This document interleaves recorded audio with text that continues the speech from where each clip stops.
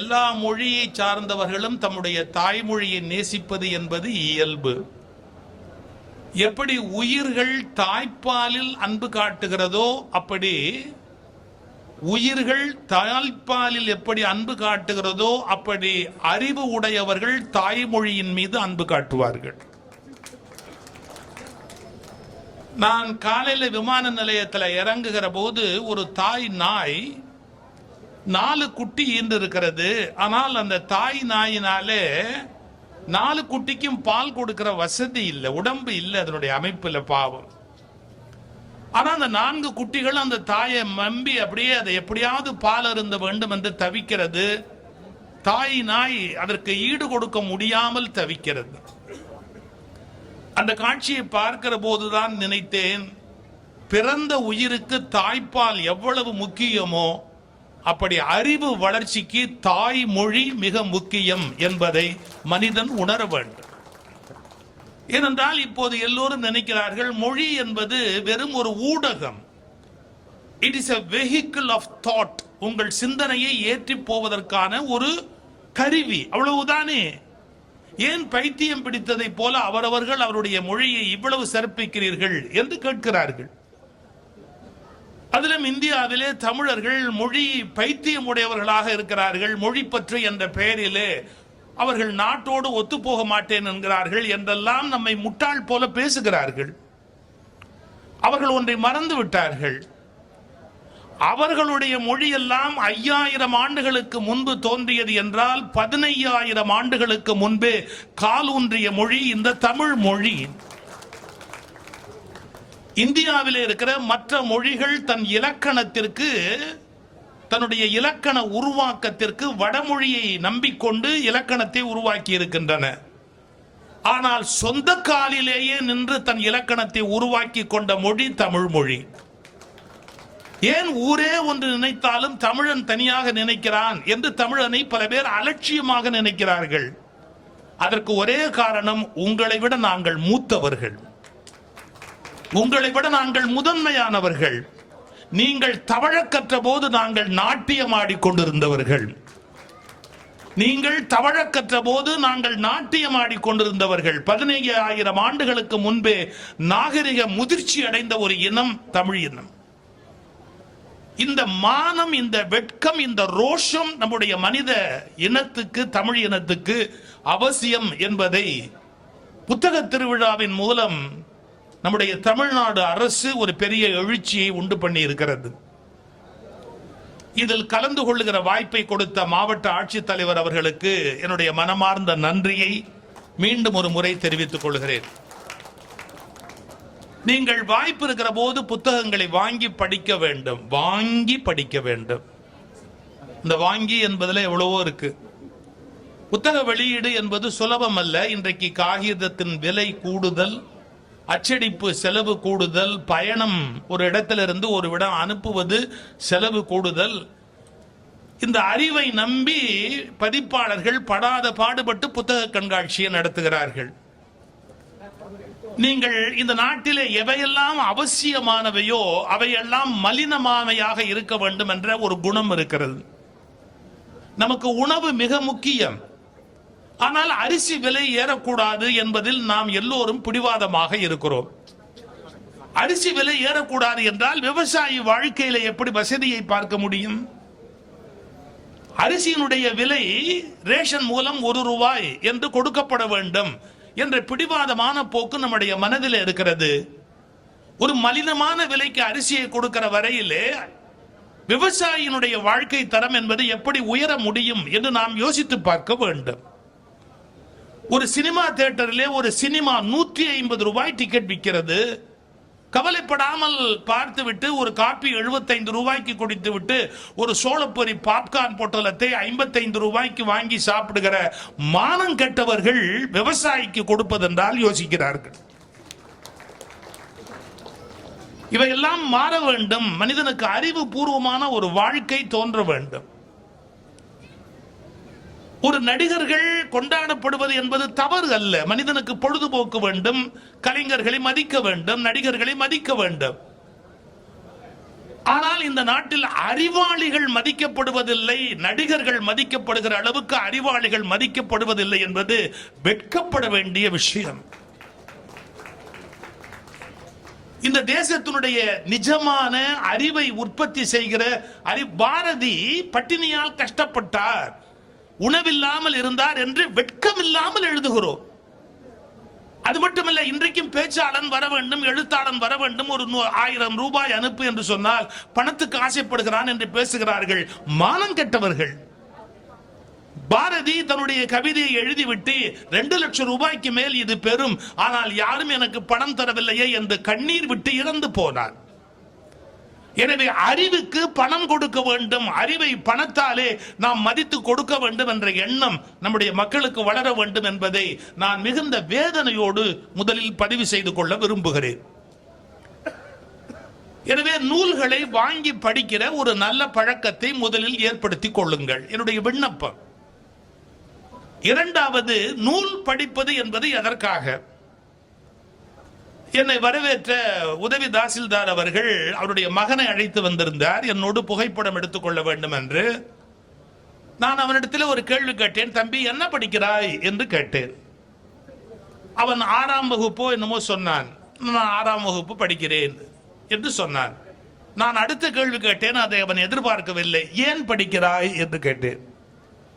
என்ன படிக்கிறாய் என்ற உடனே மகிழ்ச்சியாக பதில் சொல்லிவிட்டான். ஏன் படிக்கிறாய் என்று கேட்டேன், அவனால் பதில் சொல்ல முடியவில்லை. நான் சொன்னேன், தம்பி ஏன் படிக்கிறோம் என்பதை முதலில் தெரிந்து கொள்ள வேண்டும்.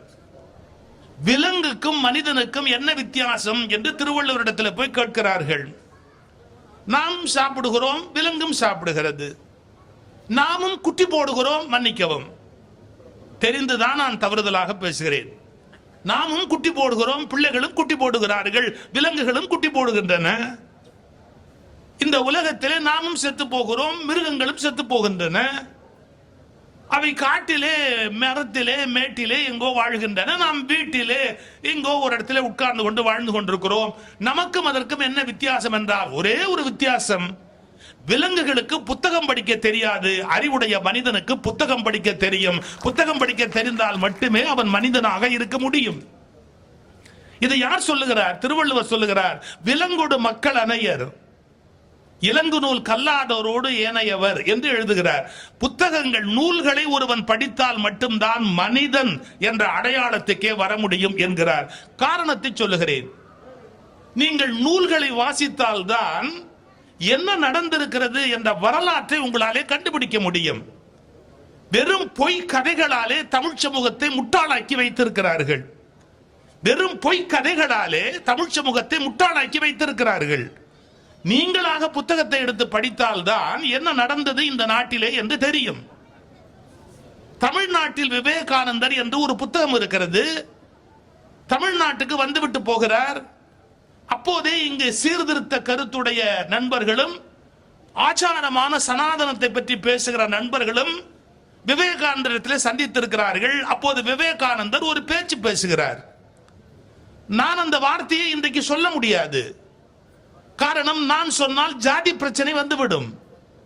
நான் சொன்னால் இவர் ஏதோ ஒரு ஜாதியை குறை சொல்லுகிறார், ஒரு ஜாதியை தலைமையில தூக்கி வைத்துக் கொண்டு பேசுகிறார் என்று என் மீது வழக்கு கூட வரும்.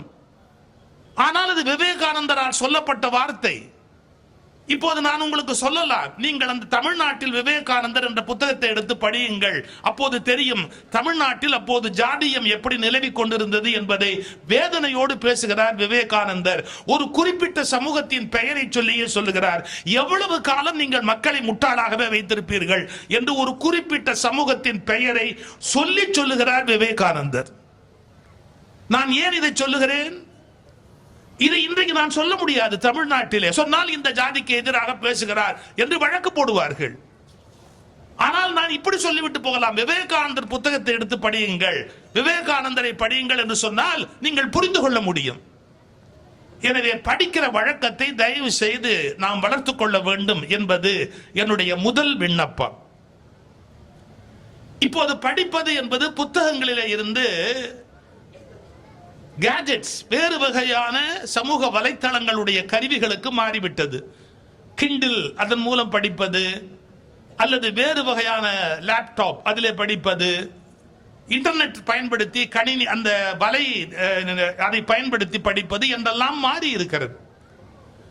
அதனால்தான் புத்தக கண்காட்சிக்கு தலைப்பு வேண்டும் என்று என்னுடைய இனிய நண்பர் பப்பாசி முருகன் அவர்கள் என்னிடத்திலே தொலைபேசியில் கேட்டபோது, சமூக வலைத்தளங்கள் என்பதை தலைப்பாக கொடுங்கள், புத்தகத்திலிருந்து மனிதர்கள் சமூக வலைத்தளங்களை நோக்கி போய் கொண்டிருக்கிறார்கள், அதனால் சமூக வலைத்தளங்கள் கொடையா கொடுமையா என்பது தலைப்பாக இருக்கட்டும் என்று என்னுடைய அருமை இளவல் முருகன் அவரிடத்திலே நான் தலைப்பை தெரிவித்தேன். நான் 2-3 விஷயங்களை முன்னாலே சொல்லிவிட்டு அவர்களை பேசுவதற்கு அனுமதிப்பது நல்லது என்று கருதுகிறேன். ஒரு காலத்திலேயே ABCD சொல்லிக் கொடுக்கிற போது எப்படி சொல்லி கொடுப்பார்? A for apple, B for biscuit, C for chocolate, இப்படி ஏதாவது ஒன்று சொல்லிக் கொடுப்பார்கள். ஆனால் இப்போது எல்லாமே மாறிவிட்டது. இப்போதும் A ஃபார் ஆப்பிள், ஆனால் ஆப்பிள் என்பது ஆப்பிள் போனாக மாறிவிட்டது. A for Apple, B for Bluetooth, C for chat, D for download, E for email, F for Facebook, G for Google, H for Hewlett, I for iPhone, J for Java, K for Kingston, L for laptop, M for messenger, N for Nero, இப்படி Picasso, quick real, R for RAM, S for server, U for USB, W for Wi-Fi, YouTube for வலை, இப்படி எல்லாமே A to Z ஜார்பியோ. A to Z நீங்கள் எடுத்துக்கொண்டால் இன்றைக்கு எப்படி என்றால் சமூக வலைத்தளங்கள் தான் நம்முடைய அல்பபெட்ஸை கூட இன்றைக்கு நமக்கு கற்றுக் கொடுப்பதற்கான ஒரு வார்த்தை அளவாக மாறிவிட்டது. நான் அதை எதிர்க்கவில்லை. ஒன்று நடந்து கொண்டிருக்கிற போது அதை சுலபத்தில் நம்மாலே குறுக்கே போய் நிற்க முடியாது.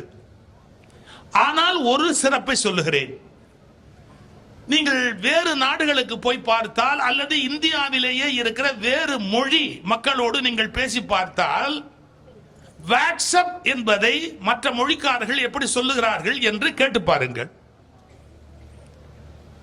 வாட்ஸ்அப் என்பதை நம்முடைய இந்தியாவிலேயே இருக்கிற மற்ற மொழிக்காரர்கள் எப்படி சொல்லுகிறார்கள், உலகம் முழுவதும் இருக்கிற மற்றவர்கள் எப்படி சொல்லுகிறார்கள் என்று பாருங்கள். வாட்ஸ்அப் என்பதை வாட்ஸ்அப் என்று சொல்லுகிறார்கள். தமிழில் மட்டும்தான் ஒவ்வொன்றுக்கும் தமிழ் மொழியில் அது மொழிபெயர்க்கப்பட்டிருக்கிறது. வாட்ஸ்அப் புலனம், யூடியூப் வலையொலி, இன்ஸ்டாகிராம் படவரி, WeChat அளாவி, மெசஞ்சர் பற்றியம், ட்விட்டர்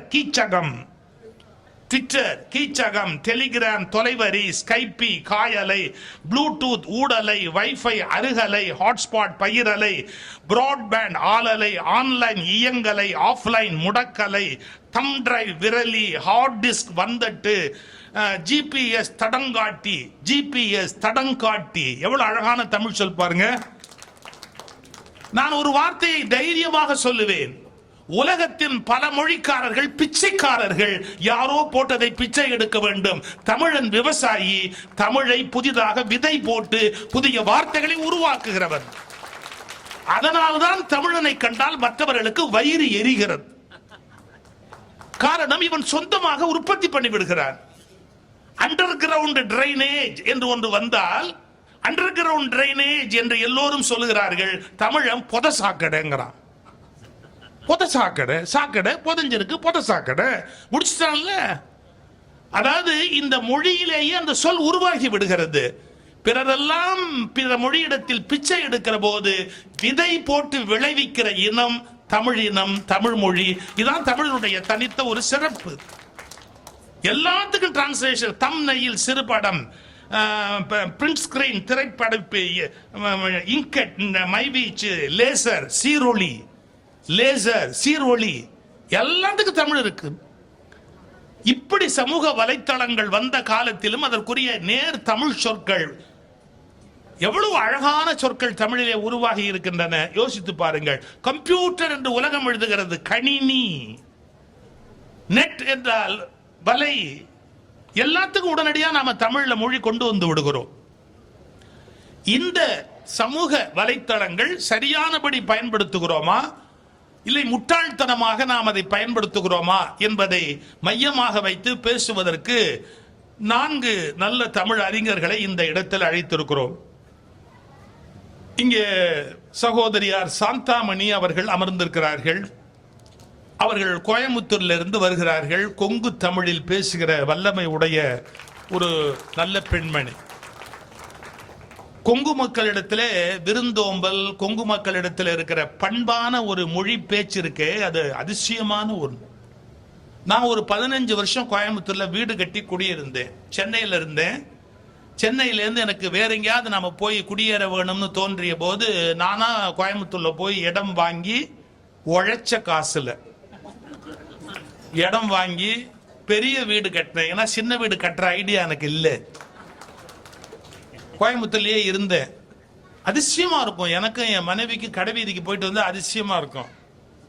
என்ன அதிசயம்னு கேட்டா, அக்கா அண்ணன் வரலீங்களா, அக்கா அண்ணன் வரலீங்களா கடைக்கு, பாருங்க அந்த அந்த அழைக்கிற போதே கூட அக்கா அண்ணா, ஏன் கத்திருக்காங்க பார்த்து எடுங்கக்கா, நல்ல காய்க்கா, அக்கா அக்கா, அந்த இங்க இங்க இங்க எதுக்கெடுத்தாலும் அந்த இங்கன்னு ஒரு மரியாதை சொல்லோட பேசுவார். இதை விட சார், நீங்க வழின்னு ஒண்ணு கேட்டீங்கன்னு வச்சுங்க, அந்த பக்கம் போகணும் அப்படின்னு சொல்ல மாட்டாங்க, அவங்களே கொண்டு வந்து காட்டுவாங்க. வாங்க நானே வர்றேன், வாங்க அந்த பக்கம் போகலாம் அப்படின்றாங்க. இதெல்லாம் ஆச்சரியமா இருக்கும். இதை விட ஆச்சரியம் சார், நாங்க முதல்ல போன போது கிராமங்கள் வழியா போற போது எப்படி போனோம் அப்படின்னு நான் இங்க கேட்டா என்ன சொல்லுவாங்க தெரியுங்களா, கிழக்கால போய் மேற்கால போய் இருங்க நானே வாரேன், ஒரு வா காப்பி குடிச்சிட்டு போலாமேம்பாங்க. யாரு முன்ன பின்ன தெரியாத ஆள ஒரு வா காப்பி குடிச்சிட்டு போலாமேம்பாங்க. ஆனா அந்த காப்பி குடிக்கிற மாதிரி இருக்குமான்னு மட்டும் என்ன கேட்காதீங்க. அது நான் கொஞ்சம் நாக்குல ருசி உள்ள ஆளு. ஆனா ஏனுங்க காப்பி குடிச்சிட்டு போகலாம், யாரு முன்ன பின்ன தெருவில் போறவனை கூப்பிட்டு ஏனுங்க காப்பி குடிச்சிட்டு போகலாம் இல்லைங்களா அப்படிம்பாங்க. அப்படி உபசரிக்கிற கண்ணதாசனே ஒரு பாட்டில் எழுதுறாரு, கொங்கு மண் மக்களுடைய உபசரிப்பு எப்படி இருக்கும் அப்படின்னு. அந்த கொங்கு மண்ணில இருந்து வந்தவங்க. ஆனா இவங்க எப்பவாவது தான் எங்களெல்லாம் உபசரிப்பாங்க. ஏன்னா அவங்களே பட்டிமண்டபம் 365 நாளும் போயிட்டு இருக்கும் போது அப்புறம் எங்களை எப்படி உபசரிக்க முடியும்? வீட்டுக்காரருக்கே சமைச்சு போடுறாங்களா இல்லையான்னு தெரியாது. நாங்கெல்லாம் விருந்தாளி தானே, ஏதோ வருஷத்துக்கு ஒரு தடவை போட்டா பெரிய விஷயம். நல்லா பேசுவாங்க, பிரமாதம் பேசுவாங்க. அந்த பக்கம் சகோதரி மலர் விழி அவர்கள், அவங்க நாகர்கோயிலேருந்து வந்திருக்கிறாங்க. ரொம்ப நல்லா பாடுவாங்க. அவருடைய குரல் வளம் ஒரு அதிசயமான குரல் வளம். பழைய பாட்டு, கேபி சுந்தராம்பாள் பாட்டு கூட பாடுவாங்க. அவங்களுக்கு கொஞ்ச நாள் கேபி சுந்தராம்பாள் மாதிரியே ஆயிடுவாங்கன்னு நினைக்கிறேன். நல்லா பாடுவாங்க. அவங்களோட ஒரு சிறப்பு சொல்லட்டுமா, இப்ப சில பேர் இப்ப எல்லார் ஈஸ்வரியும் நல்லா பாடுவாங்க, மாரியம்மன் பாட்டுலாம். பி சுசீலா அவங்களுக்குன்னு ஒரு குரல் வளம் உண்டு.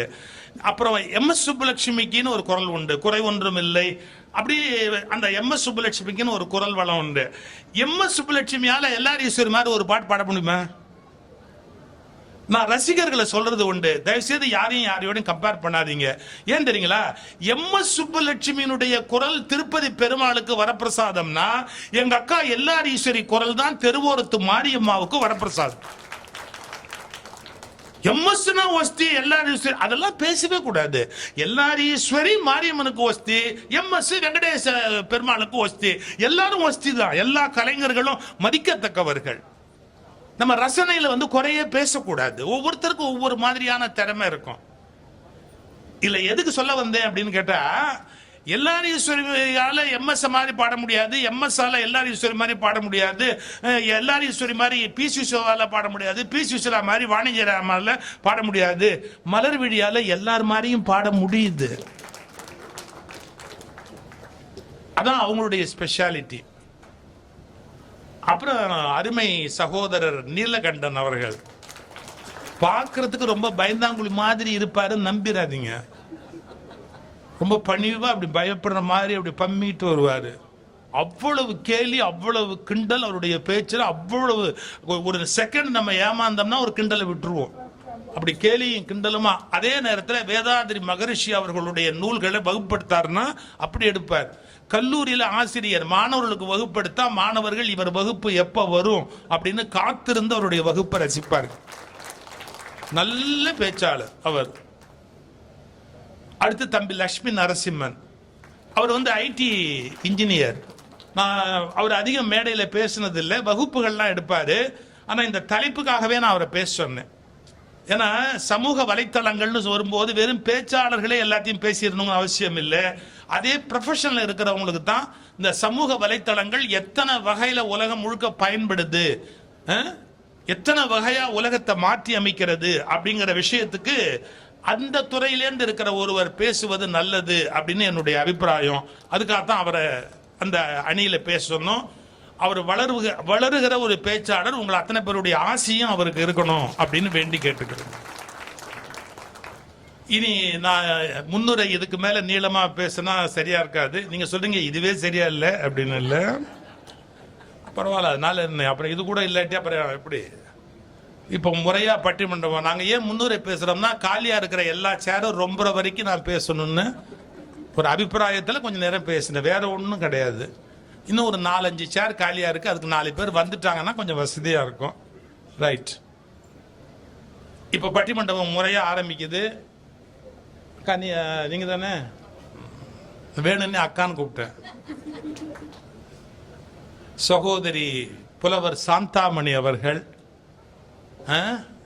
கொடுமை கொடுமை கொடுமை கொடுமை கொடுமை எது சமூக வலைத்தளங்கள் கொடுமை கொடுமை அப்படின்னு கோபப்படுறதுக்கு வர்றாங்க. வாங்க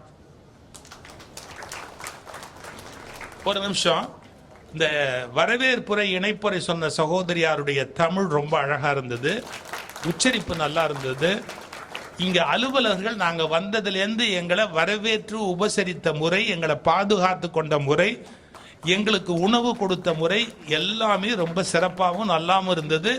மாவட்ட ஆட்சித்தலைவர் காது வரைக்கும் அது போனோம். எங்களை அவங்க நல்லா கவனிச்சுக்கிட்டாங்க, எந்த குறையும் இல்லை. எங்களை மிகச்சிறப்பாக, அதான் உதவியாளரே வந்திருக்கிறாரு, அதனால பிரச்சனை இல்லை.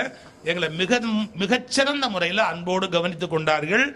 நாங்கள் போற வரைக்கும் இன்னும் எங்களை கவனிக்கணும், கொஞ்சம் பாக்கி இருக்கு. அவருடைய அன்புக்கு இதெல்லாம் இங்கே கொடுத்து வச்சிருக்கணுமா சார்? ஒரு தடவை நான் அடிபட்டு கால் வழிக்கு விழுந்து, கால் எத்தனையோ, நான் பாத்ரூம்ல தான் வழிக்கு விழுந்தேன். வாழ்க்கையில வழிக்கு விழுந்தவனே சொற்பொழிவு பண்ணும்போது பாத்ரூம்ல வழிக்கு விழுந்தவன் பேசக்கூடாதா? நான் பாத்ரூம்ல வழிக்கு விழுந்துட்டேன்.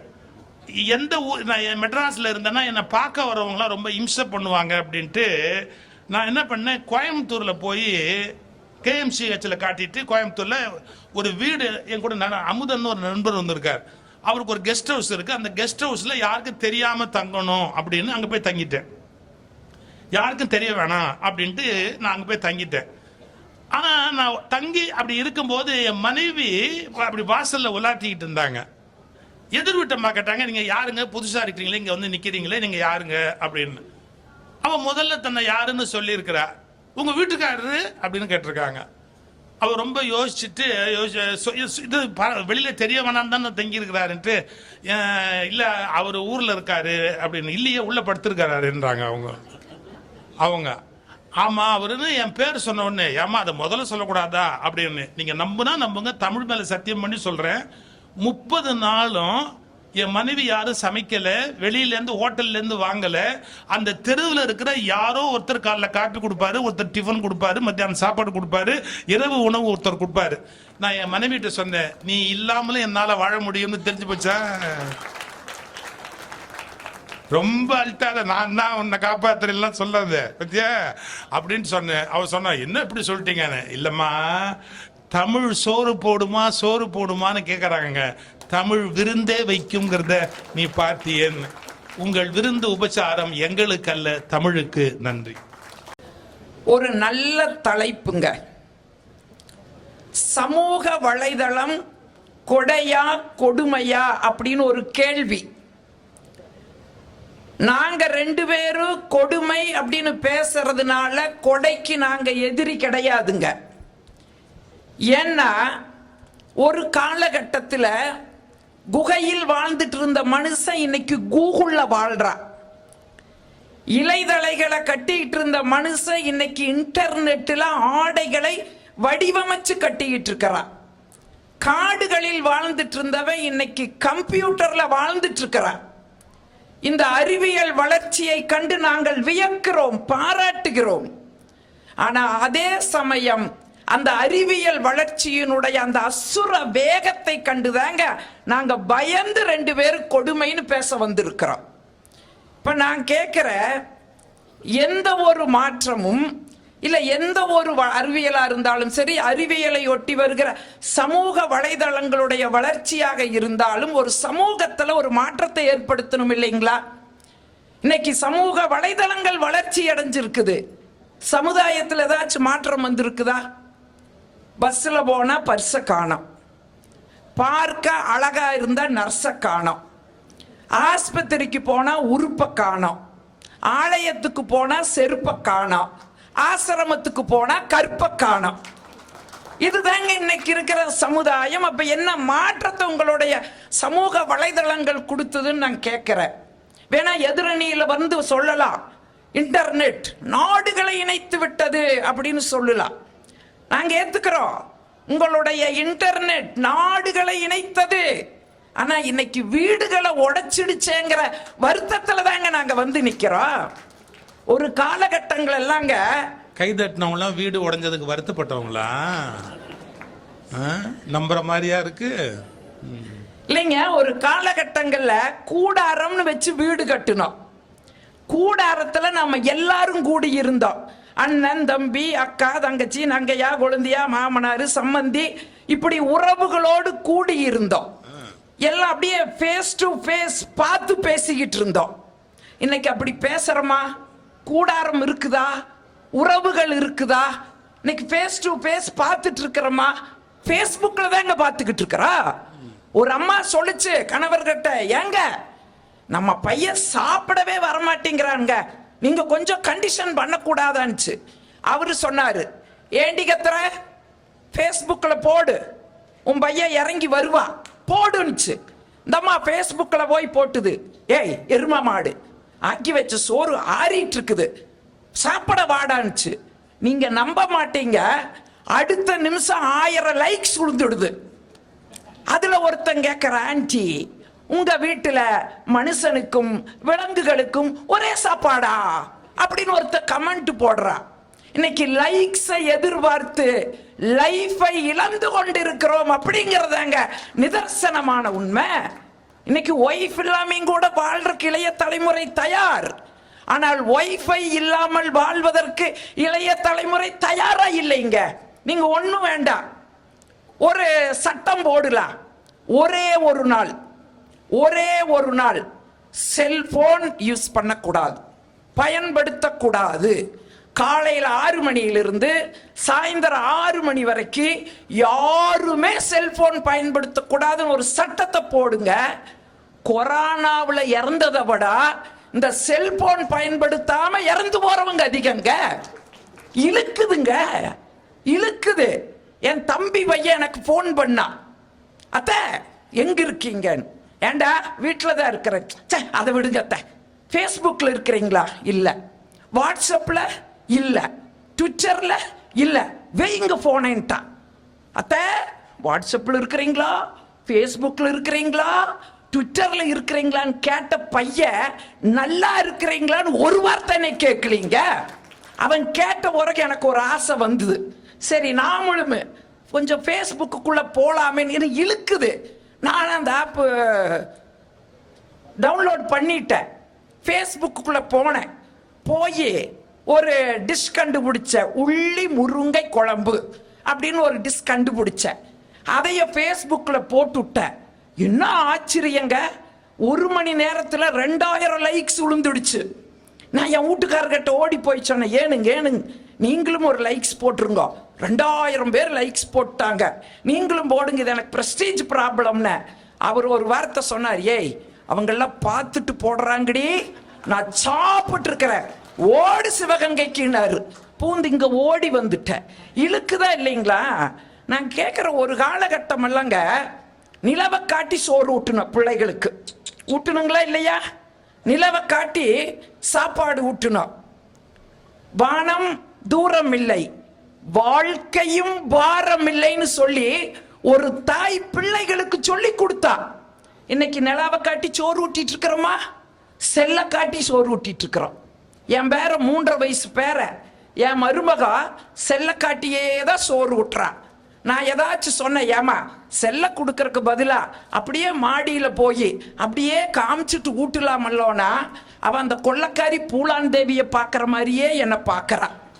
நடக்குதுங்களா இல்லையா?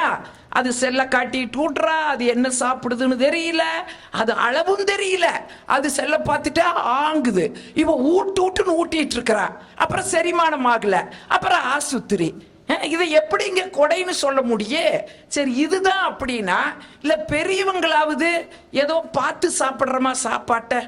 திருமூலர் ரொம்ப அழகா சொன்னார். அங்கிங்க என்னன் மீன் பார்த்திருந்து உண்மைன்னு எழுதினாரு.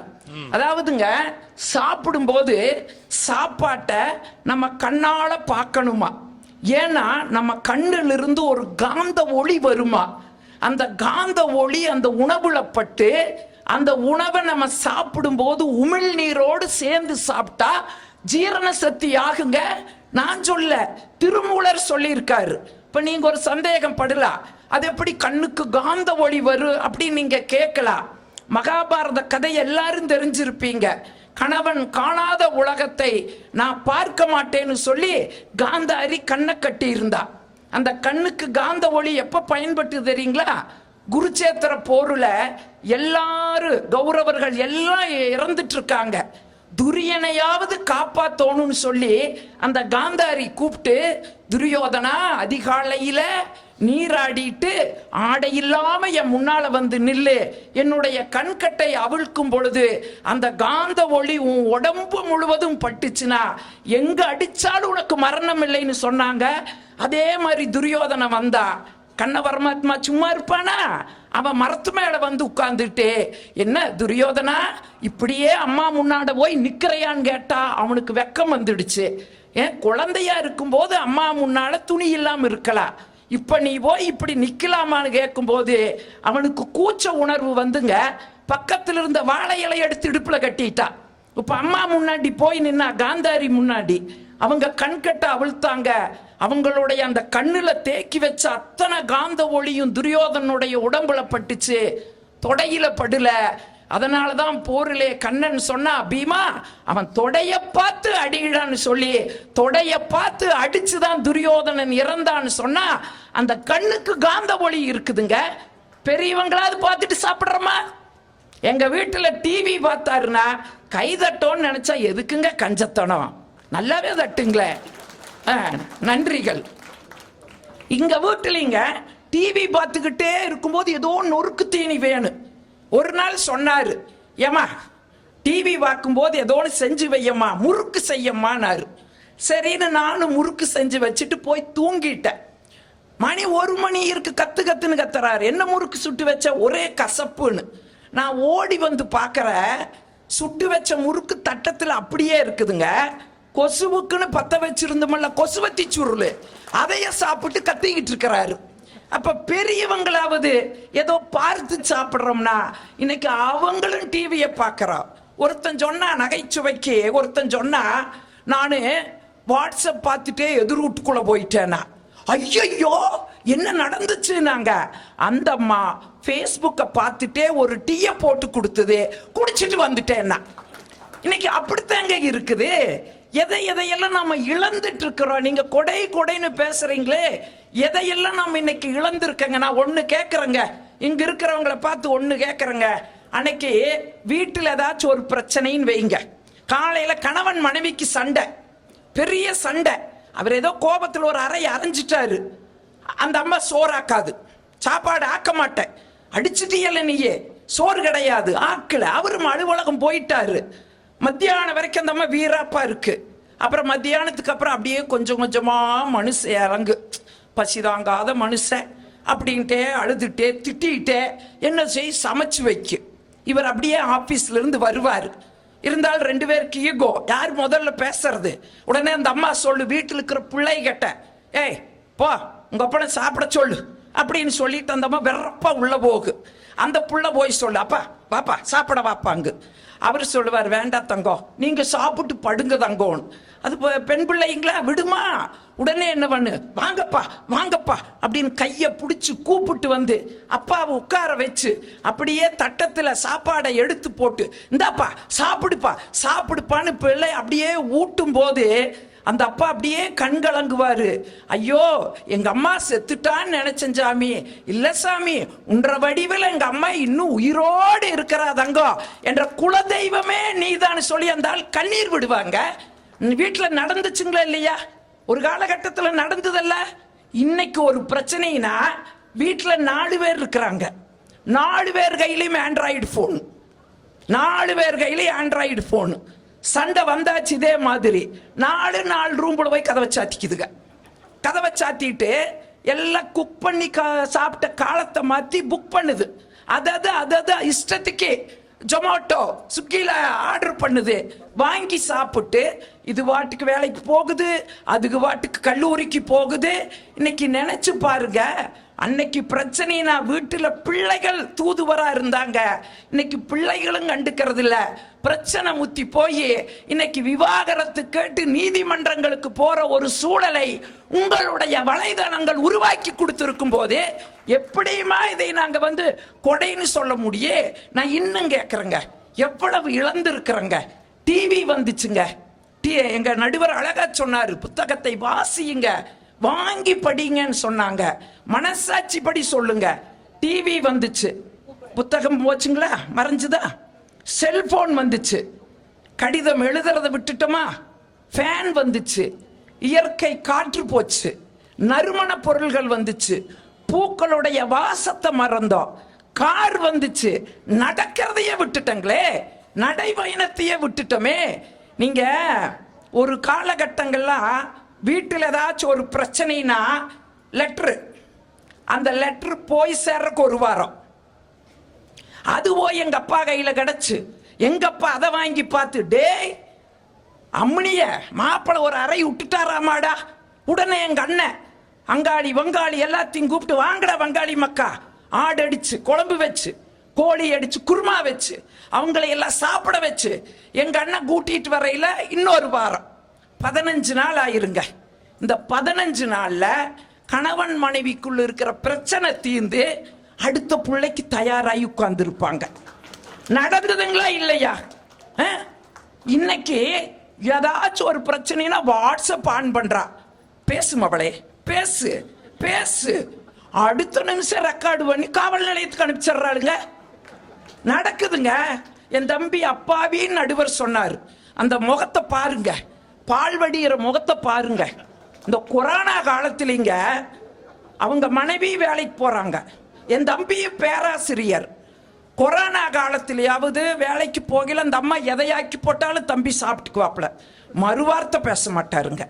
ஏதோ வீட்டில் இருக்கும்போது அது வாய்க்கு ருசியா வக்கனையா ஆக்கி போடுவார் நினைச்சு, வீட்டுல தாம்மா இருக்கிற, கொஞ்சம் எனக்கு இத்தனை நாள் எனக்கு சொரணையே இல்லம்மா, ஏதோ இந்த கொரோனா காலத்திலேயாவது நீ ஆக்கிற சோத்துல எனக்கு சொரணை வரட்டுமா, கொஞ்சம் பார்த்து ஆக்குன்னு அந்த அம்மா வழக்கம் போல ஆக்குச்சு.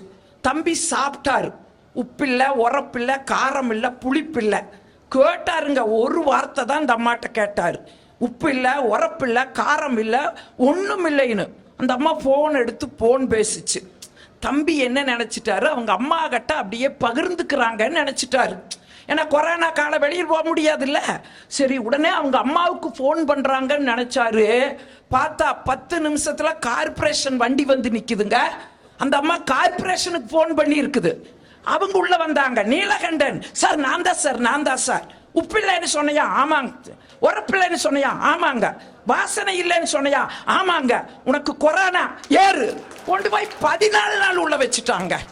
நான் போன் பண்ணினேன், தம்பி அக்கா என்னை பிடிச்சு கொடுத்துட்டாக்கா, ஆனாலும் ஒரு மகிழ்ச்சிக்கா, மட்டன் சிக்கன் தர்றாங்கக்கா, முட்டை கொடுக்கறாங்கக்கா, நல்ல ஊட்டச்சத்து பொருளா சாப்பிடுறாங்க. தம்பி 15 நாள் சாப்பிட்டு வந்தாருங்க.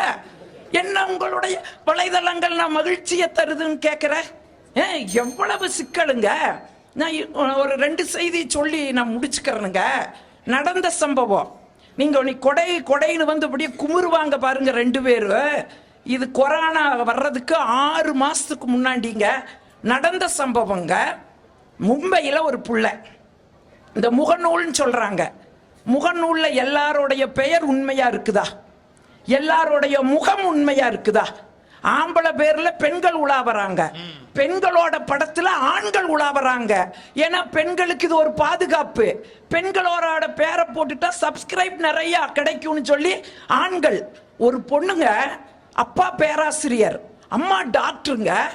இந்த பொண்ணு ஒரு அழகான வாலிபனோட படத்தை பார்த்துச்சு, ஃப்ரெண்ட் ரெக்வஸ்ட் கொடுத்துச்சு. அவன் ஃப்ரெண்ட் ஆயிட்டா. அடா 6 மாசம் என்ன அக்கறைங்க அவனுக்கு. அம்மா அப்பாவுக்கு இல்லாத அக்கறை, சாப்பிட்டியா, தூங்குனியா, பள்ளிக்கூடம் போனியா, ஹோம்ஒர்க் செஞ்சையா, டீச்சர் கிட்ட திட்டு வாங்குனியா, இத்தனையும் சொல்றா. இந்த டீச்சர்கள் சொல்லும் போதுங்க இந்த ஆன்லைன் சொல்லிடுறேங்க, எனக்கு சொல்லலினா தூக்கம் வராதுங்க. இன்னைக்கு இந்த ஆன்லைன் வகுப்பு மாதிரி ஒரு சாபக்கேடு உலகத்துல எதுவுமே கிடையாதுங்க. ஆசிரியருக்கும் மாணவருக்குமே அந்த ராமேஸ்வர பாம்பன் பாலம் மாதிரி ஒரு நீட்டம் வந்ததே இந்த ஆன்லைன் வகுப்புல. இன்னைய மாணவன் கூட ஒட்ட மாட்டேங்கிறா. நானும் நீலகண்டனும் ஸ்ட்ரிக்டான பேராசிரியருங்க. நான் சொல்லுவேன், ஏய் செல்போன் இருந்தா என் வகுப்புக்குள்ள அனுமதி கிடையாது, போட வெளியிலேன்னு. இந்த ஆன்லைன் வகுப்புல அவன் போடுறான் பாருங்க, ஒருத்த ஸ்டேட்டஸ் வச்சிருக்கிறான். எந்த செல்போனை வைத்திருந்தால் வகுப்பை விட்டு வெளியே அனுப்புவாய் என்று சொன்னாயோ அதே செல்போனில் தான் இப்பொழுது உன்னுடைய வகுப்பை நான் அட்டன் செய்து கொண்டிருக்கிறேன். சாந்தா ஈச பூமரங் அப்படின்னு ஸ்டேட்டஸ் வச்சுக்கிறானுங்க. அழுகாச்சா வருதுங்க எனக்கு. எவ்வளவு கொடுமைங்க. இந்த புள்ள அத்தனை அக்கறையா விசாரிச்சா. ஒரு நாள் அவன் சொல்லிட்டான், கிளம்பி வா, உன் வீட்டில் இருக்கிற நகை நட்டு பணத்தை எல்லாம் எடுத்துட்டு வந்துரு, உன்னை நான் பத்திரமா வச்சு காப்பாத்துறேன்ட்டா. அதுவும் நம்பி 25 நகை 5 லட்சத்தை எடுத்துட்டு மும்பையிலிருந்து பிளைட் ஏறி சென்னை வந்து இறங்கிடுச்சு. இறங்கிட்டு அவனுக்கு போன் பண்ணிச்சு, நான் வந்துட்டேன்னுச்சு. அவன் நான் முன்னாடி தான் நிக்கிறேன்னா. புள்ள திரும்பி பார்த்துச்சுங்க, அவங்க தாத்தம் வயசுல ஒருத்தர் நின்றுட்டு இருந்தான். தாத்தம் வயசுல ஒருத்தர் நின்றுட்டு இருந்தா. நல்ல வேலைங்க அந்த புள்ள உடனே அங்க இருக்கிற காவல்துறை நண்பர்கிட்ட சொல்லி அப்புறம் அவங்க அப்பா அம்மாவுக்கு போன் பண்ணி அவங்க வந்து கூப்பிட்டு போனாங்க. இது எப்படிங்க நாம கொடைன்னு சொல்ல முடியும்? இப்படி முடிக்கிறங்க நடுவர் அவர்களே. 40 வருஷத்துக்கு முன்னாடி ஆடு குட்டி தான் போட்டுச்சு. ஆடு குட்டி தான் போட்டுச்சு. மாடு கன்று ஈண்டுது. மனுஷிக்கு சுகப்பிரசவம் ஆச்சு. ஆச்சுங்களா இல்லையா? இப்ப 4 வருஷத்துக்கு முன்னாடி அந்த ஆடு குட்டி தான் போடுது, அந்த மாடு கன்று தான் ஈணுது. ஆனா மனுஷி மட்டும் சிசேரியனுக்காக காத்துக்கிட்டு இருக்கிறான்னு சொன்னா என்ன கொடுமைங்க. இன்னைக்கு வேலை செய்யறது கிடையாது, எல்லாம் ஐடி துறையில் உட்கார்ந்துட்டு உடல் உழைப்பு இல்லாம இது எங்க போயிட்டு இருக்குது? இது கொடையான்னு கேட்கிற. உன்னோட முடிக்கிறங்க. பேஸ்புக் காதல்னு ஒண்ணு வந்திருக்குதுங்க. இன்னைக்கு ஒரு அப்பா கிட்ட ஒரு பொண்ணு சொல்ற, அப்பா நான் அமெரிக்காவில் இருக்கிற ஒருவரை காதலிக்கிறேன். யோ, அவன் எங்கம்மா உனக்கு வந்து சிக்குனா? இன்டர்நெட்ல தேடணும், பேஸ்புக்ல பார்த்துட்டோம், வாட்ஸ்அப்ல 2 மாசமா காதலிச்சிட்டு இருக்கிறோம். அவங்க அப்பா சொன்னார், அப்படியாமா?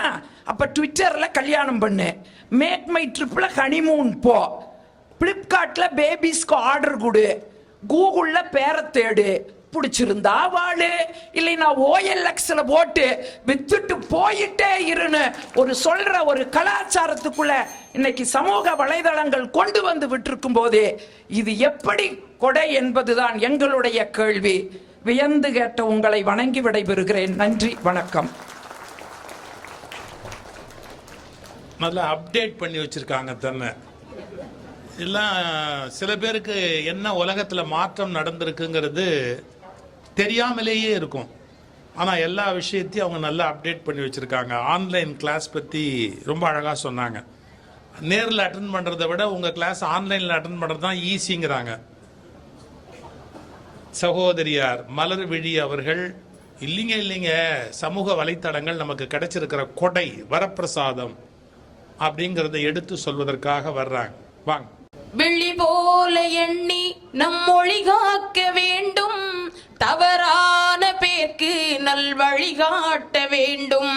ஜனநாயகத்தில் நாம் எல்லோரும் மன்னர், தென்னாட்டு காந்தி அந்நாளில் சொன்னார், தென்னாட்டு காந்ி அந்நாளில் சொன்னார். நல்ல பேரை வாங்க வேண்டும் பிள்ளைகளே, நம் நாடு என்னும் தோட்டத்திலே நாளை மலரும் முல்லைகளே. நல்ல பேரை வாங்க வேண்டும் பிள்ளைகளே. எல்லாம் வல்ல இறையருள் சிறப்பின வேண்டி இந்த அருமையான பட்டிமன்றத்திற்கு நடுவராக வீற்றிருக்கின்ற மொழியின் விழிகள் திறந்து செந்தமிழில் அமுதம் கறந்து மேடைகள் தோறும் பொழிந்து ஒரு மேதையாய் இங்கே அமர்ந்திருக்கின்ற நடுவர் அவர்களே, எண்ணணி எதிரணி ஆற்றல் மிகுந்த அறிஞர் பெருமக்களே, இந்த அருமையான நிகழ்வை ரசித்துக் கொண்டிருக்கின்ற ஆண்டோரே சான்றோரே என் போன்றோரே, உங்கள் அனைவருக்கும் இந்த சின்னவளின் சிறப்பான வணக்கங்களை முதலில் உரித்தாக்கிக் கொள்ளுகின்றேன். ஈரடியும் நாலடியும் மட்டும் சொல்வதில்லை தமிழின் பெருமையை, கீழடியும் சொல்கிறது என்று சொன்னால் அந்த கீழடி இருக்கின்ற இந்த சிவகங்கை மாவட்டத்தை வணங்கி என்னுடைய உரையை ஆரம்பிக்கின்றேன். ஒவ்வொரு மாவட்டத்திற்கும் ஒவ்வொரு சிறப்பு இருக்கிறது. வீரமும் விவேகமும் நிறைந்த ஒரே மாவட்டம் சிவகங்கை மாவட்டம் தான் என்பதில் எந்தவித மாற்று கருத்தும் இல்லை. எப்படி உறுதியாக இருப்பது என்பதனை பாறையிடமிருந்து கற்றுக்கொள்ளுங்கள். எப்படி உயர பறப்பது என்பதனை பறவையிடமிருந்து கற்றுக்கொள்ளுங்கள். கல் எறிந்தாலும் கனிதர வேண்டும் என்பதனை மரத்திடமிருந்து கற்றுக்கொள்ளுங்கள். கையால் கசக்கினாலும் வாசம் தர வேண்டும் என்பதனை மலர்களிடத்திலே கற்றுக்கொள்ளுங்கள். கடித்தாலும் இனிக்க வேண்டும் என்பதை கரும்பிடம் கற்றுக்கொள்ளுங்கள். அரைத்தாலும் மணக்க வேண்டும் என்பதனை சந்தனத்திடம் கற்றுக்கொள்ளுங்கள்.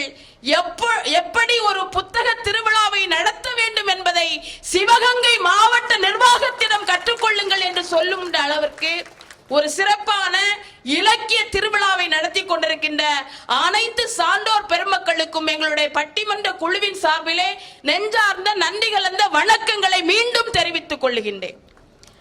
அருமையான ரசிகர்கள், திருவாரூர் தேரழகு, திருவிடைமருதூர் தெருவழகு, ஸ்ரீரங்கம் நடையழகு, வேதாரண்யம் விளக்கழகு, மன்னார்குடி மதிலழகு, சிவகங்கைக்கு நம்முடைய ரசிகர்கள் தான் அழகு.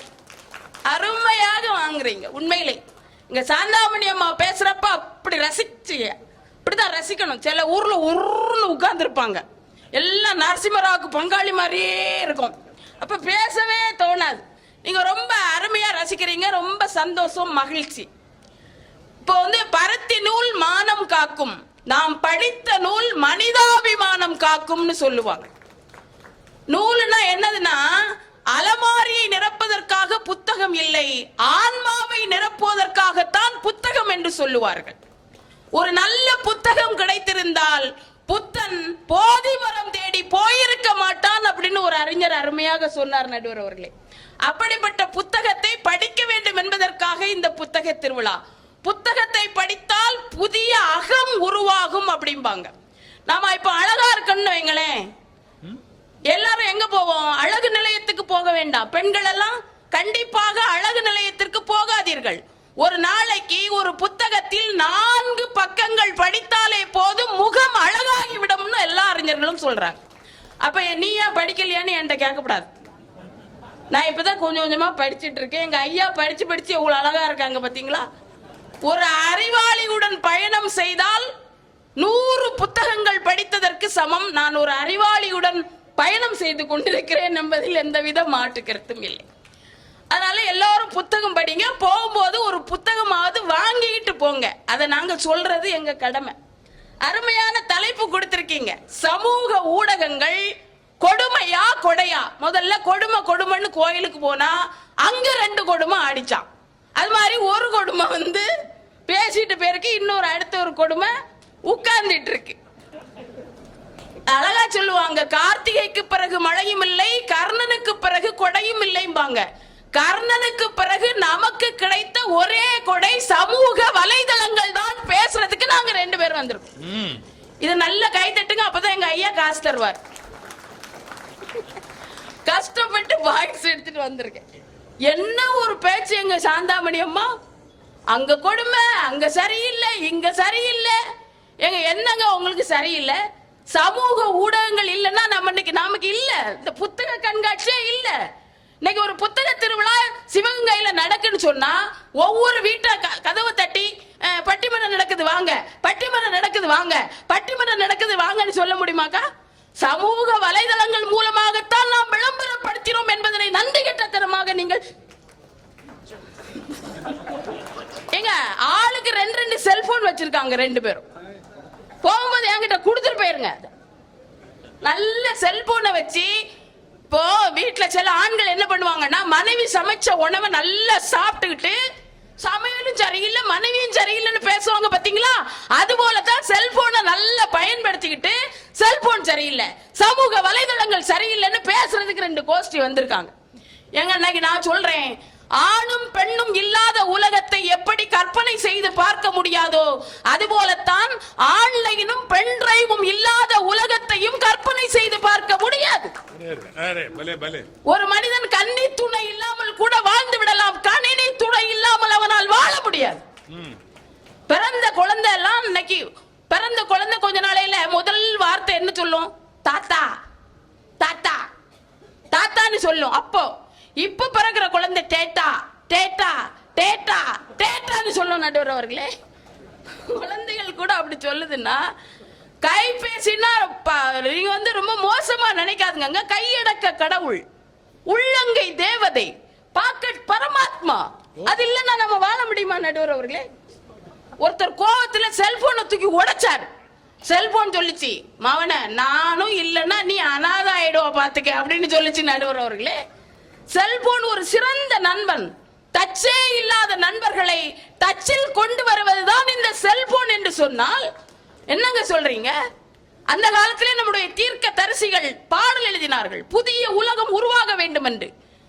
அந்த காலத்துல என்எஸ் கிருஷ்ணன் சொன்னார், விஞ்ஞானத்தை வளர்க்க போறேண்டி, மேனாட்டான விருந்து களைச்சி காட்ட போறேண்டி, அஞ்ஞானத்தை ஒழிக்க போறேண்டி, அணுசக்தியால ஆயுள் விருத்தி செய்ய போறேண்டி, வீட்டுக்கு என்ன செய்ய போறீங்க அதையும் கொஞ்சம் விவரமாக சொல்லி போடுங்க. வீட்டுக்கா என்ன வேணும் கேட்டுக்கோ, நெல்லு குத்த மாவரைக்க நீரரைக்க மிஷினு, அல்லும் பகலும் ஆக்கி இறக்க அதுக்கு ஒரு மிஷினு, கொல்லப்புறத்துல குழா வைக்கணும், குளிர் மிஷினு கூட வைக்கணும். போதுமா? இன்னும் கொஞ்சம் வேணுமா? பட்டனை தட்டி விட்டா 2 தட்டுல இட்லியும் காஃபி நம்ம பக்கத்தில் வந்துடணும். கட்டிலுக்கு மேல ஃபேனு காத்து சுத்தணும், காலங்காட்டும் கருவியும் வேணும். விஞ்ஞானத்தை வளர்க்க போறேண்டி, மேனாட்டான விருந்து களைச்சி காட்ட போறேண்டி. அன்னைக்கு சொன்ன விஷயங்கள் அத்தனையும் இன்னைக்கு வந்துட்டா இல்லையா? வந்துட்டு நம்முடைய செட்டிநாட்டு கவிஞர் கவியரசு கண்ணதாசன் அன்னைக்கே தீர்க்க தரிசனமா ஒரு விஷயத்தை சொன்னார். தேடினேன் வந்தது, என்ன வந்தது? Google search. தேடினேன் வந்தது, நாடினேன் தந்தது, என்னது? அமேசான். நாடினேன் தந்தது, வாசலில் நின்றது, டோர் டெலிவரி, வாசலில் நின்றது, வாழவா என்றது, மேட்ரிமோனி, வாழவா என்றது. எல்லாத்தையும் கண்ணதாசன் அன்னைக்கே சொல்லிட்டு போயிட்டாருன்னா என்னங்க எல்லாம் அனுபவிச்சுட்டு வந்து ஒன்னும் சரியில்லை, ஒன்னும் சரியில்லை. பேஸ்புக் இருக்கு, வாட்ஸ்அப் இருக்கு. ஏன் வாட்ஸ்அப் எல்லாம் இருந்தா என்னங்க? அன்னைக்கெல்லாம் வாசல் வழியா வந்தோம், இன்னைக்கு வாட்ஸ்அப் வழியா தான் வரோம். வேலை எளிதாகுது இல்ல? என் ஃப்ரெண்ட் ஒருத்தி, ஹலோ ஹலோ பொண்ணுக்கு கல்யாணம் வச்சிருக்கேன், வாட்ஸ்அப்ல பத்திரிக்கை அனுப்பியிருக்கேன் அப்படின்னுச்சு. நான் சொன்னேன், நானும் வாட்ஸ்அப்ல வாழ்த்து சொல்லியிருக்கேன் பாத்துக்க அப்படின்னு சொன்னேன். நடுவர் அவர்களே, அது மட்டும் இல்ல, எங்க வீட்டுக்காரருக்கு ஒருத்தன் பத்திரிகை அனுப்பியிருக்கான் வாட்ஸ்அப்ல. அவர் என்ன பண்ணாருன்னா 500 ரூபாய் தால போட்டோ எடுத்து வாட்ஸ்அப்லயே அனுப்பிட்டார் போ அப்படின்னு. வாழ்க்கை எவ்வளவு எளிதா இருக்கு நடுவர் அவர்களே. இப்படி அதாவது இப்போ அறிவியல் யுகம் வந்த பிறகு எல்லா வேலையுமே இப்போ காலம் போனால் திரும்புவதில்லை, காசுகள் உயிரை காப்பதும் இல்லைன்னு சொன்னாங்கல்ல. காலத்தை சேமித்து வைக்க சமூக வலைதளங்கள் உதவுகிறதா இல்லையா என்பதுதான் எங்களுடைய கேள்வி நடுவர்களே. இப்போ சொன்னாங்க பஸ்ல திருட்டு நடக்குது, சிசிடிவி கேமரான்னு ஒண்ணு வச்சிருக்கு. அந்த காலத்துல அது கிடையாது இல்ல? கிடையுமா? கிடையாது, கிடையாது. ஒரு பாட்டி தான் திண்ணையில உட்கார்ந்து உருன்னு பார்த்துட்டு இருக்கோம். அடுத்த வீட்டுல ஒரு பையன் போனா திருட்டு பையன் போறான்னு கண்டுபிடிச்சிரும். அந்த பாட்டி இன்னைக்கு கொண்டு அனாதை இல்லத்துல சேர்த்துட்டாங்க. அதனால சிசிடிவி கேமராவை நாங்க கண்டுபிடிச்சி வச்சிருக்கோம். ஆனா அண்ணன்கிட்ட நீலகண்ட கேட்டேன், அண்ணே சட்டை எடுக்கணும்னு சொன்னீங்களே எடுத்தீங்களான்னு கேட்டேன். எங்க எடுக்க முடிஞ்சு? எல்லாம் சிசிடிவி கேமராவா பொருத்தி வச்சிருக்கான், எடுக்க முடியல அப்படின்னாரு. இன்னைக்கு எங்கேயுமே திருட்டு போக முடியாதுங்க நடுவர் அவர்களே. மாதா பிதா குரு தெய்வம் அன்னைக்கு, இன்னைக்கு மாதா பிதா குரு கூகுள் தெய்வம் இன்னைக்கு. ஏன்னா கேட்டதை கடவுளும் தருவாரு, கூகுளும் தரும், என்ன கேட்டாலும் தரும். இப்ப எங்க சாந்தாமணியம்மா இவ்வளவு பேசிட்டு போனாங்கல்ல, யூடியூப்பை திருப்புங்க, அந்த அம்மாவுக்கு வீடியோவா வந்து விழுது, பொசுக்கு பொசுக்குன்னு வந்து விழுதுங்க. எந்த யூடியூப்பை திறந்தாலும் சாந்தாமணி பேச்சுதான். அது யூடியூப்ல மட்டுமா பேசிருக்கு, சைக்கிள் டியூப்லயும் பேசிருக்கு, இனி கார் டியூப்ல பேசும், பைக் டியூப்ல, எல்லா டியூப்லயும் அதுதான் பேசுது. அப்போ சாதாரண மனிதனை கூட சாதனை மனிதர்கள் சொன்னால் அது சமூக வலைதளங்களால் முடியும் நடுவர் அவர்களே. இப்போ பெண்களுக்கெல்லாம் நிறைய திறமை இருந்துச்சு இல்லையா? நல்ல கோலம் போடுவாங்க, நல்ல சமைப்பாங்க, நல்ல எல்லா வேலைகளையும் கலை வேலைகள்லாம் நல்லா பார்ப்பாங்க. அந்த பெண்களுக்கு திறமையெல்லாம் அன்னைக்கு முடக்கப்பட்டது. ஆனா இன்னைக்கு யூடியூப் வந்த பிறகு நல்ல சமைக்கிற பெண்கள் சமைச்சு வீடியோ போடுறாங்க, நல்ல கோலம் போடுற பெண்கள் நல்ல கோலம் போட்டு வீடியோ போடுறாங்களா இல்லையா? எங்க டாடி ஆறுமுகம்னு ஒரு தாத்தா இருந்தாருங்க, அவருக்கு சமையல பார்க்காத ஆட்கள் உண்டா? எல்லாரும் கை தூக்குங்க. அவர் தெரிஞ்ச ஆட்கள்லாம் கை தூக்குங்க பார்ப்போம். டாடி ஆறுமுகத்தை தெரியாத ஆட்கள் உண்டா? அவரு சமைக்கிற சமையல பார்த்தே நாம அவ்வளவு எச்சு ஊறுதே நம்ம நாக்குல. அப்போ சாதாரண மனிதனை கூட சாதனை மனிதர்களாக மாற்ற முடியும் என்று சொன்னால் அது சமூக வலைதளங்களால் தான் முடியும் நடுவர் அவர்களே. நீங்க சும்மா வந்து இளைஞர்கள் பேஸ்புக் பாக்குறான், வாட்ஸ்அப் பாக்குறான்னு சொல்லப்படாது. சாந்தாமணி அம்மா, உங்களுக்கு 10ஆம் கிளாஸ்ல எத்தனை மார்க் இருக்கட்டும் சொல்லுங்க ஒருக்கா? 290 எனக்கு தெரியும். அப்ப சாந்தாமணி அம்மா 10ஆம் கிளாஸ் படிக்கிற காலத்துல நமிதா இருந்தாலா? இல்ல. டிவி இருந்துச்சா? இல்ல. நம்முடைய இன்டர்நெட் இல்ல, இமெயில் இல்ல, கணினி இல்ல, செல்போன் இல்ல, ஸ்மார்ட் போன் இல்ல, ஒண்ணுமே இல்ல. இந்த ஒண்ணுமே இல்லாத காலத்திலே 10ஆம் வகுப்புல 290 மார்க் தான் எங்க அம்மா எடுத்திருக்காங்கன்னா, இன்னைக்கு யூடியூப் இருக்கு, செல்போன் இருக்கு, இன்டர்நெட் இருக்கு, நமிதா இருக்கா, நயன்தாரா இருக்கா, எல்லாத்தையும் பார்த்துக்கிட்டு இளைஞ 500க்கு 499 மார்க் எடுக்கிறானே எப்படி? எல்லாம் நமிதாவோட கருணை. எங்க அவன் விஜய ரசிப்பான், அஜித்தை ரசிப்பான், நயன்தாராவை ரசிப்பான். ஆனால் அப்துல் கலாம் சொல்வதையும் சுவாமி விவேகானந்தர் சொல்வதையும் தான் கேட்பான். சொல்வேந்தர் ஐயா சொல்றதையும் தான் கேட்பான். எங்க உங்க வாழ்க்கையில ஏதாவது கேள்விக்கு விடை தெரியலன்னா சுகிசிவம் எக்ஸ்பிரஸ் ஒன்னு அடிங்க, அதுல எல்லா கருத்தும் வந்து விழும். நாங்கெல்லாம் பாயிண்ட் எடுக்கிறதே அதுலதான். உங்களுக்கு தெரியாது, எங்க ஐயா பாயிண்ட் தந்து பணமும் தராரு. அது எவ்வளவு பெரிய விஷயம். இப்படிப்பட்ட எல்லா விஷயங்களையும் மகாபாரதத்துல இதுக்கு விடை இருக்குங்க. துரோணாச்சாரியார் எல்லாருக்கும் வில்வித்தை கற்றுக் கொடுத்திருக்கார். அதை டெஸ்ட் பண்ணணும்னு அவருக்கு வந்து திறமை எக்ஸாம் வைக்கிற மாதிரி முதல்ல யாரை கூப்பிடுறாரு? தர்மனை கூப்பிடுறாரு. தர்மா, அதோ ஒரு மரம் தெரிகிறதா? உடனே தர்மன், மரமும் தெரிகிறது அறமும் தெரிகிறது அப்படின்னா, போப்பா உனக்கு ஒண்ணும் தெரியல. அடுத்து பீமனை கூப்பிட்டார். பீமா, உனக்கு மரம் தெரிகிறதா? ஆம் தெரிகிறது, அதை பிடுங்க வேண்டுமா அப்படின்னா, ஏப்பா நீ போப்பா. துரியோதனை கூப்பிட்டாரு. எப்பா உனக்கு மரம் தெரிகிறதா? தெரிகிறது, எங்க அப்பாவுக்கு தான் கண்ணு தெரியாது, எனக்கு நல்லா தெரிகிறது அப்படின்னா. சரின்னு சொல்லி அர்ஜுனனை கூப்பிட்டு, அர்ஜுனா மரம் தெரிகிறதா? இல்லை குருவே. கிளை தெரிகிறதா? இல்லை குருவே. நடுவில் அந்த கிளி தெரிகிறதா? இல்லை குருவே. கிளியின் கழுத்து தெரிகிறதா? ஆமா, அதை அடி, குறி, அந்த இலக்கை அடின்னு சொன்னார் பாத்தீங்களா? அது போல நம்முடைய இளைஞர்கள் இன்னைக்கு எத்தனை செல்போன் இருந்தாலும், எத்தனை டிவி இருந்தாலும், எத்தனை இன்டர்நெட் இருந்தாலும் நல்லா படித்து முதல் மதிப்பெண் எடுக்கிறா பாத்தீங்களா? அதுதான் இலக்கு நடுவர் அவர்களே. இல்லைன்னு சொல்ல முடியுமா? இன்னைக்கு எவ்வளவு பெரிய விஷயங்கள். பொன்னியின் செல்வன் ஒரு நாவலுங்க. எங்க ஐயா மாதிரி படிச்சவங்க 3 தடவை 4 தடவை 10 தடவை கூட அவங்க எல்லாம் படிச்சிருப்பாங்க. ஆனா இன்னைக்கு சின்ன குழந்தைகள் கூட அந்த பொன்னியின் செல்வன் கதாபாத்திரத்தை சொல்லுகிறது என்று சொன்னால், மணிரத்னம் எடுத்த படத்தை சமூக வலைதளங்கள் மூலமாக இன்னைக்கு கொண்டு வந்து சேர்த்திருக்கிறார்கள் என்று சொன்னால், படித்தவர்களுக்கும் படிக்காதவர்களுக்கும் பொன்னியின் செல்வன் போய் சேர்ந்திருக்கிறது என்று சொன்னால் அது சமூக வலைதளங்கள் செய்த சாதனை தானே நடுவர் அவர்களே. நான் ஒரு பொண்ணுகிட்ட கேட்டேன், உன் பேர் என்னம்மா? பொன்னி. நைஸ் நேம் அப்படின்னு. அவ சொன்னா அது ரைஸ் நேம் அப்படின்னு சொன்னான். எங்க வீட்டு பக்கத்துல ஒருத்தர் பொன்னியின் செல்வன் படம் பார்த்துட்டு பையன் பிறந்திருக்கான். அவருக்கு அரிசி கடைக்காரர் என்ன தெரியுமா பேர் வச்சார்? பொன்னியின் செல்வன் படம் பேர் வச்சிருக்கார். ஒரு பொண்ணுகிட்ட கேட்டேன், உன் பேர் என்னம்மா? நிக்கவை அப்படின்னுச்சு. நிக்கவையா? குந்தவைன்னு பேர் இருக்கு, அப்ப நிக்கவைன்னு பேர் இருக்க கூடாதா அப்படின்னுச்சு. இப்ப சாதாரண அவங்க எங்க அம்மா சொன்னாங்க, குடும்பத்துல எல்லாம் குழப்பம் வர்றதுக்கு சமூக வலைதளங்கள் தான் காரணம் அப்படின்னாங்க. இல்லங்க, கணவன் வெளிநாட்டுக்கு போய் சம்பாதிப்பார் அந்த காலத்துல. அந்த அம்மா பார்க்கவே முடியாது, கணவனுக்கு முகத்தை பார்க்க முடியாது. பாட்டு பாடும், உனக்காக காத்திருந்தேன் நெடு நேரமா, நான் தூங்கி ஆச்சுதையா பலகாலமா, அத்தம் பொண்ணு மாம மக ஒரு முறை சேரத்தான், என்னுடைய ஆசையெல்லாம் நிறைவேறத்தான், என் உடலும் உசுருமா ஒட்டிக்கிட்ட மாமனே, நீ தட்டி கழிச்சாலும் எனக்கு காவலே. இப்படி ஏங்கி பாட்டு பாடி அவரை பார்க்க முடியாம அழும். ஆனா இன்னைக்கு அப்படியாங்க? வீடியோ கால்ல நாங்க அன்னைக்கு வெளிநாட்டுக்கு போயிருக்கோங்க, நார்வே நாட்டுக்கு போயிருக்கோம். ஒரு விளம்பரம் தான்.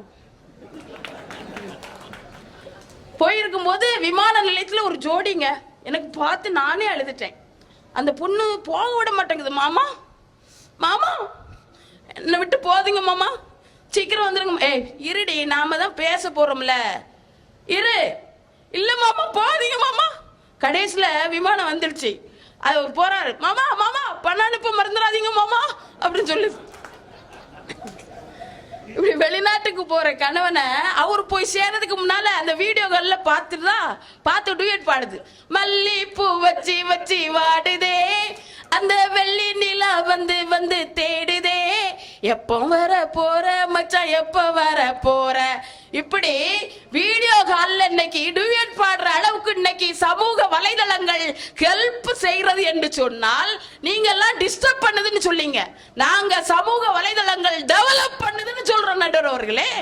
இன்னைக்கு என்னைக்காவது மனுஷனை நம்ப முடியுதாங்க? இன்னைக்கு மனுஷன் நம்ம நாட்டுல ராணுவத்துல செத்தவனை விட ஆணவத்துல செத்தவன் தான் அதிகங்க. 4 பேருக்கு இன்னைக்கு தூக்கம் வராது. திருட்டு பயலுக்கு தூக்கம் வரல, நைட்டு தான் திருட போவான். எங்க ஊர்ல ஒரு திருடன் வந்திருக்கான். விடிய கால 4 மணிக்கு ஒரு பொண்ணு கோலம் போட்டிருந்துச்சு, செயினா திருப்பிட்டான். அடுத்த நாள் அதே திருட வந்தான், அதே பொண்ணு கோலம் போட்டுருச்சு, செயினை தூக்கி மூஞ்சில வீசிட்டு பலார்னு கன்னத்துல ஒத்த அறை கொடுத்துட்டு கவரிங் போட்டா என்ன ஏமாத்துற அப்படின்னு கேக்குறாங்க. திருட்டு எப்படி நம்ம நாட்டுல திருட்டு நிறைய இருக்குன்னு திருட்டு மிஷின் ஒண்ணு கண்டுபிடிச்சு சீனால கொண்டு வச்சா 1/2 மணி நேரத்துல 400 திருடர்கள் அந்த திருட்டு மிஷின் கண்டுபிடிச்சிட்டு உடனே அந்த மிஷினை கொண்டு இந்தியால வச்சான். 5 நிமிஷத்துல திருட்டு மிஷினை எந்த வயல கொண்டு போயிட்டான். யாரும் இன்னைக்கு நம்ப முடியலங்க. யார்ட்டையா ஒரு கேள்வி கேட்டு பாருங்க, ஏங்க நீலகண்ண சார் வீடு எங்க? உடனே அவர் சொல்லுவார், அதோ ஒரு மாடு நிக்குது பாரு அப்படிம்பாரு. இவர் மாட்டுக்கு பின்னாலே போவார், மாடு போயிட்டே இருக்கும். மாடு மேய்ப்பார தவிர அட்ரஸ் கண்டுபிடிப்பாராங்க. ஆனா கூகுள்னு ஒரு விஷயம் இருக்க, உங்களுக்கு ஜிபிஎஸ் போட்ட உடனே வழி எப்படி காட்டுதுங்க. நம்பகமானது சமூக வலைதளம், மறந்து விடாதீர்கள். துல்லியமானது சமூக வலைதளம். இப்போ சாந்தாமணி அம்மா எப்படின்னு கேளுங்க, எப்படின்னு கேட்டோம்னு என்ன சொல்லுவாங்க? அந்த அம்மா நல்லா பேசும் அப்படின்னு ஒருத்தர் சொல்லுவார், அந்த அம்மா நல்ல பாடம் எடுக்கும் அப்படின்னு ஒருத்தர் சொல்லுவார். யாருமே துல்லியமா சாந்தாமணி அம்மா எப்படின்னு சொல்ல மாட்டாங்க. ஆனா கூகுள்ல சாந்தாமணின்னு போடுங்க, அவங்க குணம், அவங்களுக்கு பயோடேட்டா எல்லாமே துல்லியமா கணக்கெடுத்து கொடுக்கிறது என்று சொன்னால் அந்த கூகுளை நாம நம்பலாம். துல்லியமானது, சலிப்பு இல்லாததுங்க. எத்தனை முறை கேட்டாலும் பதில் சொல்லும். அம்மாட்ட போய் ஒரு சந்தேகம் கேட்டு பாருங்க, போனா உனக்கு வர வேலை இல்லை, ஏன்னா இங்க எவ்வளவு வேலை இருக்கு. அப்பாட்ட ஒரு சந்தேகம் கேட்டு பாருங்க, சொல்லுவாரா? அப்பா சொல்லுவாரு, உங்க அம்மா சொல்றதே என்னால கேட்க முடியலடா அப்படின்னு. ஆசிரியர்கிட்ட ஒரு கேள்வி கேளுங்க, 4 நேரம் கேட்டா சொல்லிடுவார், 5ஆவது நேரம் போடா உனக்கு வேற வேலை இல்லையாம்பாரு. ஆனா எத்தனை முறை கேட்டாலும் சலிக்காமல் சொல்லி தருகின்ற சமூக வலைதளங்களை நாம கொடைன்னு சொல்லணுமா கொடுமைன்னு சொல்லணுமா நடுவர் அவர்களே? அவங்க சொன்னாங்கல்ல நிறைய விஷயங்கள். ஆனா அந்த செவ்வக வடிவமான செல்போன்ல எவ்வளவு விஷயங்கள் இருக்கு தெரியுமாங்க? பேனா இருக்கு, கடிதம் எழுதுற விஷயம் இருக்கு, லெட்டர் பேட் இருக்கு, ரேடியோ இருக்கு, எவ்வளவு பெரிய விஷயங்கள்லாம் இருக்கு, அலாரம் இருக்கு, கடிகாரம் இருக்கு. இதெல்லாம் அந்த செல்போனுக்குள்ள நம்ம பார்க்கலாம். ஒரே விஷயத்துல பக்கத்துல வச்சுட்டு எல்லா வேலையும் பேங்க் விஷயங்கள் எல்லாம் முடிக்கலாம், கரண்ட் பில் கட்டலாம், இபி பில் கட்டலாம், எல்லாமே அந்த இதுல முடிச்சிடலாங்க. கரண்ட் பில்லு இபி பில்லும் ஒண்ணுதான். அவசரத்துல சொல்லிட்டேன் இல்லட்டா. அது மட்டும் இல்லைங்க, இப்போ 100 அடிச்சோம்னா அவசர போலீஸ் வந்துடும், 101 அடிச்சோம்னா நம்முடைய டிராபிக் போலீஸ் வந்துடும், 103 அடிச்சோம்னா தீயணைப்பு படை வந்துடும், 108 அடிச்சோம்னா ஆம்புலன்ஸ் வந்துருங்க, 1008 அடிச்சோம்னாக்கே நம்முடைய மருத்துவத்திற்கான அந்த ஊர்தி வந்துடும், 1098 அடிச்சா பெண்களுக்கான பாதுகாப்பு அதிகாரிகள் நம்மளை தேடி வருகிறார்களே. இவை எல்லாவற்றையும் உள்ளடக்கிய சமூக வலைதளங்கள் என்பது கொடுமை அல்ல கொடையே என்று கூறிய அருமையான வாய்ப்புக்கு நன்றி கூறி அமைகிறேன். நன்றி, வணக்கம். இந்த ஜிபிஎஸ் பத்தி சொன்னாங்க பாருங்க. நம்ம இப்போ வெளிநாடுகள்ல இருக்கிற எல்லாருமே யார்கிட்டையும் போய் வழி கேட்க முடியாது. இப்ப நம்ம ஊர்லன்னா கேட்டா யாராவது ஒருத்தர் இடது பக்கம் போங்க வலது பக்கம் போங்க அப்படின்னு சொல்லுவாரு. அப்படி போனா மயானம் வருமே அப்படின்னு கேட்டா எல்லாரும் அங்கதான் போறாங்க, அதான் அவங்கள முதலியே அனுப்பி வைக்கிறேன் பாரு. நம்ம நாட்டுல வழி கேட்டா இன்னும் சொல்ற பழக்கம் இருக்கு. நீங்க அமெரிக்காக்கெல்லாம் போயிட்டீங்கன்னு சொன்னா ரோடுலயே ஆள் இருக்க மாட்டாங்க, நடக்கிறவங்கள கம்மி. அப்ப நான் அந்த வீட்டுக்கு போகணும், அந்த ஏரியாவுக்கு போகணும்னா அந்த ஜிபிஎஸ் இல்லாம போக முடியாது. எனக்கு தெரிஞ்சு சார், அமெரிக்கால இருக்கிறவன் அவன் வீட்டுக்கு ஒழுங்கா வரணும்னாலே ஜிபிஎஸ் இல்லைன்னா யார் வீட்டுக்கு போடுவான். ஏன்னா அவன் வீட்டு அட்ரஸை டைப் பண்ணிட்டு தான் அவன் இருக்கிற இடத்துல இருந்து கிளம்பி அவன் வீட்டுக்கு போக வேண்டியிருக்கு. அதை விட அந்த ஜிபிஎஸ்ல ஒரு பொம்பளை பேசுவா. எனக்கு தெரிஞ்ச உலகத்துல சரியான வழிமுறையை காட்டுறது அந்த அம்மா மட்டும்தான். எப்படி தெரியுங்களா? நீங்க எப்போவாது ஜிபிஎஸ் ரூட்டை மிஸ் பண்ணிட்டா அட நாயேன்னு திட்டாம அடுத்த வழி சொல்றா பாத்தீங்களா, அடுத்து எப்படி போலாம், அடுத்து எப்படி போலாம் அப்படின்னு. ஆஹா, அது மாதிரி ஒரு மனைவி கிடைச்சா வாழ்க்கையில எவ்வளவு சௌகரியமா இருக்கும். நம்மளை திட்டாம அதுக்கு அடுத்த யோசனை என்னன்னு சொல்றதுன்னா, ஜிபிஎஸ் மாதிரி வாழ்க்கையை கற்றுக் கொடுக்கக்கூடிய கருவி வேற உலகத்திலேயே நீங்க பார்க்க முடியாது. நீங்க மிஸ் பண்ணிட்டீங்க அப்படின்னா கோ ஸ்ட்ரைட், டேக் லெஃப்ட் அப்படின்னு நமக்கு அடுத்த ரூட்டை சொல்லும். அதுல போய் அப்படி சுத்தி அப்படி வாடா அப்படின்னு. ஆனா ஒரே ஒரு வேடிக்கை, ஒரு தடவை நான் நிக்கிற இடம் சார் 10 அடி பின்னாடி தெரியாம ஆன் பண்ண என்ன ஒரு 5 மணி நேரம் அலைய விட்டு அந்த இடத்துக்கு கூட்டு வந்தது. ஏன்னா அதுக்கு இந்த பின்னாடி இதை காட்ட முடியல, அது பாட்டுக்கு அப்படியே காட்டுது. அப்படி போய் அப்படி போய் அப்படி போய் அப்படி போய் அப்படி போய் கடைசியா இங்க சுத்தி கூட்டிட்டு வரும்போது 3 மணி நேரம் ஓடி போச்சு, ஒண்ணும் பண்ண முடியல. ஆனாலும் நீங்க சொன்ன விஷயம்லாம் கரெக்டுமா. இன்னைக்கு 108 அடிச்சா 103ன்னா சரி, 1008ன்னா சரி, டக்கு டக்கு டக்குன்னு மனுஷனுக்கு பாதுகாப்பு இருக்கு அப்படிங்கிற ஒரு நல்ல பகுதியை சொன்னீங்க.